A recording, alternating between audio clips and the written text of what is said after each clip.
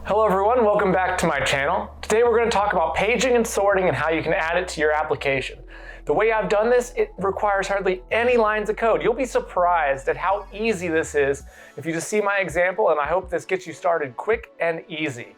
So let's go ahead, I'll show the demo off of how it works, how you can sort, how you can sort ascending, sort descending, or page forward and backwards through all of your data. So let's go ahead and show you that demo now, and then after that I'll show you how the code works. For this project, I'm just going to go ahead and jump into Postman right now to showcase exactly what you can do after you have all the code that I'm going to provide to you. So if you notice here, I've already got it set up for an API to get all of the users, and basically this is going to be pageable. Now, if you don't provide any parameters at all, it's going to default to a page of 100 users. That is the default that I put in. You can actually see that down here in the size. The total pages is 10, the total elements is 1,000, and if I set the optional parameters I provided, so then if I do page is 0 and the size is 5, then you'll see that down here now it's saying there's a lot more pages because I've limited the size to 5. And so when it's 200 pages, if you go to page 199, you're going to get the end of the list. You'll see the ID 996, 997, all the way to 1,000. And obviously page 200 would not exist because you're past the end of the list. So going back to the bottom page, the other interesting thing you can do is you can sort. So you can sort on any of these properties. So I can sort on the first name ascending, I can sort on it descending, I could sort on the last name as well. So we'll say last name is descending, and so forth. So if you see this, it's very versatile, and it actually doesn't take that much code. You'd really be surprised. So let me go ahead and jump into the code now so you can see exactly what I did. All right, so let's go ahead and take a look at this project. I will also have this in my GitHub, so take a look at the description for the link. So in my POM file, it's pretty simple. Basically, I'm going to create an in-memory database with H2. I'm going to use Spring Boot Starter Data JPA and Spring Boot Starter Web, as well as Lombok. Now, to create the data for my H2 database, I just create some sample data here, which is in a SQL script that's going to be inserted into the H2 database. Some basic configuration of my application YAML, so the default values for the H2 database. I'm also enabling the console that you can pull up in the web.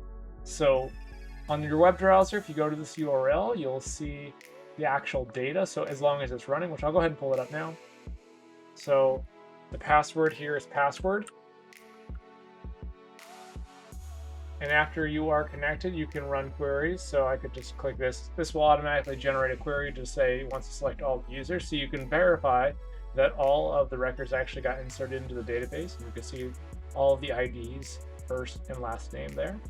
Going back to the project, you'll also see that just some other general settings I added. I wanted to also add show SQL, so that way when it's running, you can see the actual SQL statements that are running in the log. And now over to the user controller, because over here, you'll notice that I have this pageable default parameter. This is what makes it really easy to hook up and make your database pageable, because what this will do is it'll automatically take those query parameters that are allowing you to page, sort, or also set the size of how many records you want back. And if I actually dig into this annotation, you'll see there's other defaults. So if I didn't actually set the default size, it would have just picked one of the other defaults that are already part of that annotation. So this is great, it makes it really easy, and it automatically knows to pull those values from the query parameters. And then after that, we just pass that pageable object into the service class method that I created, which will then call the repository. The repository has built-in methods because it is a paging and sorting repository. You just need to put the ID value here and your DTO value here. So user, this is that user class that I mapped as our entity class. I'm using the data annotation from Lombok here, so that way I have getters and setters, and also this table annotation, which is part of our persistence library, which allows us to actually interface with our database table. That's it. You just need to also have another annotation to let it know which ID ties to the ID in the database. So what is your primary key? And that's it. It's as simple as that. I mean, this is hardly any code, and now you have a full pageable and sorting access to your database. It's hardly any lines of code. In fact, I'll show you in just a moment here how many lines of code it says it is with another add-on that you could put into your IntelliJ as well. All right, and over here, you'll actually see that this is only 72 lines of code, and some of them are actually not really, lines of code that you put a lot of thought into. Some are just kind of your generic boilerplate code. But you can see here, it's right here, the statistic add-on that you can put into your IntelliJ to see how many lines of code you've written.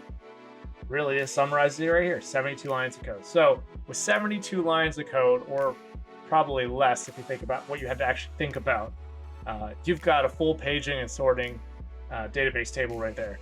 So that's everything that you need. I hope this was useful to you.